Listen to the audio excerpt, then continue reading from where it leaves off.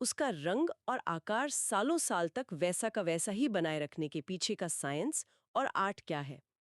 हम म्यूजियम के असल मकसद से शुरू करेंगे और फिर उस पूरी फैसिनेटिंग प्रक्रिया को स्टेप बाय स्टेप समझेंगे। तो चलिए एकदम बेसिक सवाल से शुरू करते हैं। जब हम किसी मेडिकल कॉलेज के म्यूजियम की बात करते हैं तो अक्सर दिमाग में शीशे के जार में रखे अंगों की एक तस्वीर सी आती है। पर ये नोट्स के हिसाब से ये सिर्फ एक कलेक्शन से कहीं ज्यादा है ना? बिल्कुल। ये सोचना कि म्यूजियम सिर्फ अंगों का एक गोदाम है, ये बहुत बड़ी गलती होगी। असल में ये एक मल्टीपर्पज एजुकेशनल टूल है। नोट्स में इसके 5 मुख्य काम बताए गए हैं। अच्छा। सबसे पहला तो ये कि ये एक परमानेंट एग्जीबिशन है, मतलब स्टूडेंट्स के लिए, जहां वो किसी भी बीमारी वाले अंग को असल में देख सकते हैं। ठीक है। दूसरा, ये एक हिस्टोरिकल आर्काइव भी है, जहां पुराने और जो दुर्लभ केस होते हैं, वो सहेजे जाते हैं। ओ वाह। और तीसरा, ये एक प्रैक्टिकल एग्जाम प्रेप किट भी है। छात्र यहीं पर वाइवा और प्रैक्टिकल्स की तैयारी करते हैं। मतलब ये सिर्फ देखने की चीज नहीं बल्कि मेडिकल एजुकेशन का एक एक्टिव हिस्सा है। हम्म, एक तरह की 3D टेक्स्ट बुक जिसे आप कभी भी रेफर कर सकते हैं। एग्जैक्टली और सिर्फ इतना ही नहीं, ये रिसर्च के लिए एक खजाना है। और इन स्पेसिमेंस की तस्वीरें किताबों और पब्लिकेशंस के लिए एक परमानेंट सोर्स बन जाती हैं।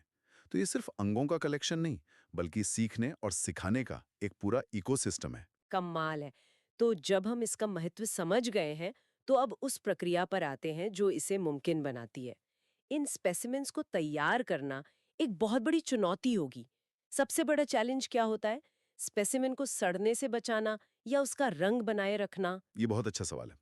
असल में ये दोनों ही चुनौतियां एक दूसरे से जुड़ी हुई हैं। प्रक्रिया का हर कदम इसी बैलेंस को साधने के लिए है। नोट्स में 6 बेसिक स्टेप्स बताए गए हैं। पहला है रिसेप्शन, यानी स्पेसिमेन को हासिल करना। कहाँ से आता है ये? ये ऑपरेशन थिएटर से, पोस्टमार्टम रूम से या किसी रिसर्च लैब से आता है। और आते ही सबसे पहले उसकी एंट्री एक लॉग बुक में होती है और उसे एक यूनिक आइडेंटिफिकेशन नंबर दिया जाता है। ये बहुत जरूरी है ताकि कोई मिक्सअप ना हो। ठीक है, स्पेसिमेन आ गया, उसकी एंट्री हो गई। इसके बाद? इसके बाद होती है प्रिपरेशन, मतलब स्पेसिमेन के आसपास के जो गैर जरूरी टिश्यू या फैट हैं, उनको हटाकर उसे साफ किया जाता है। फिर आता है सबसे जरूरी और क्रिटिकल स्टेप, फिक्सेशन।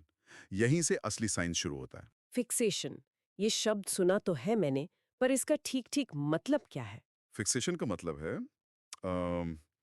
एक तरह से ये है कि टिश्यू के सारे बायोलॉजिकल प्रोसेस को उसी जगह पर फ्रीज कर देना।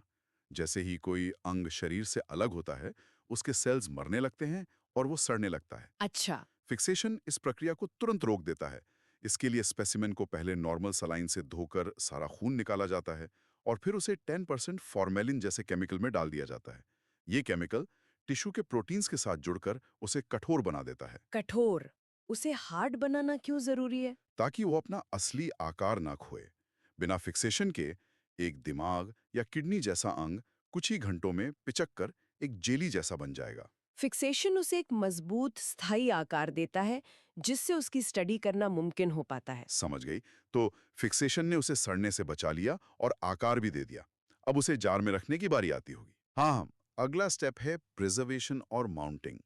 इसमें स्पेसिमेन को नायलॉन के धागे से एक ग्लास रॉड या फ्रेम के साथ सही एनाटॉमिकल पोजीशन में बांधा जाता है। जैसा वो शरीर में दिखता है वैसा ही। बिल्कुल। फिर उसे एक शीशे के जार में रखा जाता है, जिसमें एक फाइनल प्रिजर्विंग फ्लूइड होता है। लेकिन यहाँ एक समस्या आती है। क्या? फिक्सेशन की प्रक्रिया में स्पेसिमेन का असली रंग लगभग पूरी तरह से चला जाता है और वो फीका, भूरा या ग्रे हो जाता है। अरे, तो फिर हमें म्यूजियम में जो वो एकदम लाल गुलाबी अंग दिखते हैं वो क्या है? यहीं पर पांचवा स्टेप काम आता है, रंग की बहाली या रेस्टोरेशन ऑफ कलर। ये पूरी प्रक्रिया का सबसे कलात्मक हिस्सा है। स्पेसिमेन के खोए हुए रंग को खास केमिकल्स की मदद से वापस लाया जाता है, ताकि वो असली जैसा दिखे। वाह। और फिर आखिरी छठा स्टेप है प्रेजेंटेशन और डिस्प्ले, जहां तैयार स्पेसिमेन को लाइट्स वाले डिस्प्ले केस में रखा जाता है, साथ में उसकी पूरी जानकारी, डायग्नोसिस और कभी-कभी माइक्रोस्कोपिक तस्वीरों के साथ। ये तो वाकई एक लंबी और बहुत डिटेल्ड प्रक्रिया है। आपने रंग वापस लाने की बात की, मुझे तो लगता था कि एक बार रंग गया तो गया। ये वाकई कमाल है। अच्छा, नोट्स में माउंटिंग के कई तरीकों का जिक्र है, जैसे काइजरलिंग, शल्ट्सिज, रोहावीज। लेकिन सबसे ज्यादा इस्तेमाल काइजरलिंग तकनीक का होता है। ऐसा क्यों है? इस तकनीक में ऐसा क्या खास है? काइजलिंग तकनीक इसलिए सबसे पॉपुलर है क्योंकि ये सुरक्षा और रंग की बहाली के बीच सबसे अच्छा बैलेंस बनाती है। ये भरोसेमंद है और इसके नतीजे बहुत अच्छे आते हैं। इस तकनीक की आत्मा है 3 अलग-अलग तरह के फ्लूइड्स, जिन्हें हम K1, K2 और K3 कहते हैं। हर फ्लूइड का एक बहुत ही खास काम है। ओके, तो चलिए इन तीनों सीक्रेट एजेंट से मिलते हैं। K1 क्या करता है? K1 का काम है स्पेसिमेन को पिकल करना। अचार की तरह। हाँ, कह सकते हैं, मतलब उसे संरक्षित करना। ये वही फिक्सेशन वाला स्टेप है, लेकिन ज्यादा एडवांस तरीके से। इसमें फॉर्मेलिन के साथ कुछ खास नमक जैसे पोटेशियम एसिटेट और नाइट्रेट मिलाए जाते हैं। ये नमक दो काम करते हैं। एक, ये टिश्यू के स्ट्रक्चर को सपोर्ट करते हैं, और दूसरा, ये घोल के पीएच लेवल को न्यूट्रल रखते हैं, जिससे टिश्यू ज्यादा सिकुड़ता नहीं है। स्पेसिमेन को इसमें साइज के हिसाब से 2 से 6 हफ्तों तक रखा जाता है। ठीक है, तो केवाई ने स्पेसिमेन को सड़ने से बचा लिया। अब उस फीके रंग का क्या? यहाँ K2 का रोल आता होगा। बिल्कुल। केवाई से निकालने के बाद स्पेसिमेन को कुछ देर बहते पानी में धोते हैं, ताकि सारा एक्स्ट्रा केमिकल निकल जाए। और फिर आता है K2, जो इस कहानी का मैजिशियन है। मैजिशियन, ऐसा क्यों? क्योंकि इसका काम नामुमकिन सा लगता है।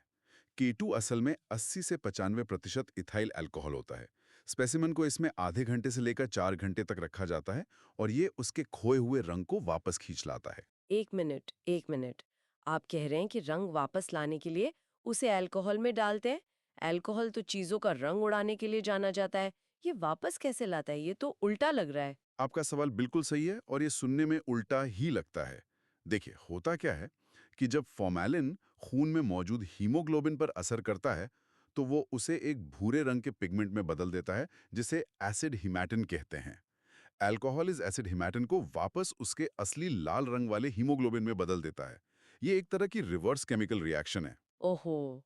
लेकिन इसमें समय का बहुत ध्यान रखना पड़ता है। मतलब अगर ज्यादा देर छोड़ दिया तो अल्कोहल अपना असली रंग दिखाना शुरू कर देगा, और स्पेसिमेन को हमेशा के लिए ब्लीच कर देगा। एक बार रंग गया तो फिर वापस नहीं आएगा। इसलिए ये स्टेप बहुत ही सावधानी से किया जाता है। बाप रे! ये तो तलवार की धार पे चलने जैसा है। अच्छा, रंग वापस आ गया, अब क्या? अब आता होगा K3? सही पकड़ा। कि आई से निकालने के बाद स्पेसिमेन को फिर से धोया जाता है, ताकि सारा अल्कोहल निकल जाए। और फिर आता है फाइनल स्टेप, K3। ये वो फाइनल प्रोटेक्टिव कोटिंग या वार्निश है, जो सब कुछ हमेशा के लिए सील कर देती है। ये ग्लिसरीन, सोडियम एसिटेट और पानी का एक गाढ़ा घोल होता है। अच्छा। ग्लिसरीन स्पेसिमेन को सूखने से बचाता है, और उसे हल्का सा पारदर्शी बनाता है, जिससे अंदर की डिटेल्स अच्छी दिखती हैं।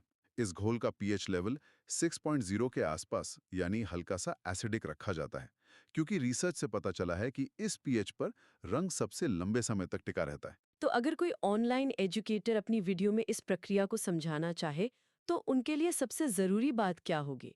क्या उन्हें इन केमिकल्स के नाम बताने चाहिए या सिर्फ इसके पीछे की सोच? मेरे हिसाब से सोच ज्यादा जरूरी है। आप इसे 3 स्टेप्स में समझा सकते हैं। स्टेप 1, अचार डालना, पिकलिंग, यानी के आई से सड़ने से बचाना। स्टेप 2, रंग चढ़ाना, कलरिंग, यानी K2 से रंग वापस लाना। और स्टेप 3, सील करना, यानी K3 में हमेशा के लिए सुरक्षित करना। पिकलिंग, कलरिंग एंड सीलिंग, ये बहुत बढ़िया तरीका है। अब जब हम ये सब जान गए हैं, तो नोट्स में शोल्स और रॉहेवीज जैसी दूसरी तकनीकों का भी जिक्र था। अगर काइजरलिंग इतनी अच्छी है, तो लोग इन दूसरी तकनीकों का इस्तेमाल क्यों करते थे? जरूर इनमें कुछ खास बात होगी। हाँ, हर तकनीक किसी एक खास चीज में बेहतर होती थी, लेकिन उसके साथ कुछ बड़े समझौते भी करने पड़ते थे। जैसे? जैसे शूल्ट्स की कार्बन मोनोऑक्साइड टेक्निक की बात करें। इसका सबसे बड़ा फायदा था कि ये स्पेसिमेन को एक बहुत ही चटक वाइब्रेंट लाल रंग देती थी, जो देखने में बहुत आकर्षक लगता था। तो फिर इसमें दिक्कत क्या थी? दिक्कत ये थी कि ये रंग नकली जैसा, अनरियलिस्टिक लगता था। ये कार्बन मोनोऑक्साइड गैस का इस्तेमाल करके खून को वैसे ही लाल कर देती थी, जैसा कार्बन मोनोऑक्साइड पॉइजनिंग में होता है। हम्म। लेकिन असली समस्या थी सुरक्षा। कार्बन मोनोऑक्साइड एक जहरीली गैस है, और इस प्रक्रिया में धमाके का भी खतरा रहता था। ओह, तो रंग सुंदर था पर जान का जोखिम बहुत ज्यादा था। बिल्कुल। समझ गई, ज्यादा सुंदर दिखने के चक्कर में बहुत बड़ा रिस्क था। और राहावीज मेथड के बारे में क्या? राहवीज मेथड रंग की बहाली में सबसे बेहतरीन माना जाता है। यहाँ तक कि ये सालों पुराने फॉर्मेलिन में खराब हो चुके स्पेसिमेन का रंग भी वापस ला सकता है। फिर तो ये बहुत अच्छा हुआ। लेकिन इसके साथ